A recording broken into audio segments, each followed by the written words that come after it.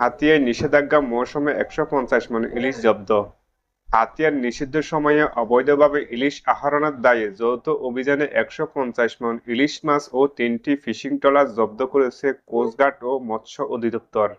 বুধবার ৭ মে ২০২৫ বিকেলে গণমাধ্যমকে বিষয়টি নিশ্চিত করেন কোস্টগার্ড মিডিয়া কর্মকর্তা lieutenant commander BN. Harunur Rashid. তিনি জানান, মঙ্গলবার দিবাগত রাত কোস্টগার্ড স্টেশন হাতিয়া ও মৎস্য অধিদপ্তরের সমন্বয়ে টাঙ্কিঘাট ও চেয়ারম্যানঘাট এলাকায় বিশেষ অভিযান পরিচালনা করা হয়। এই অভিযানে MV Amena, MV Niha, MV Babul নামের ৩টি ফিশিং বোট থেকে প্রায় ৬,০০০ কেজি ১৫০ মণ ইলিশ মাছ, যার বাজার মূল্য প্রায় ৪৫ লক্ষ টাকা জব্দ করা হয়। এ সময় ৫৬ জন জেলেকে আটক করে এবং ৩টি বোট জব্দ করা হয়।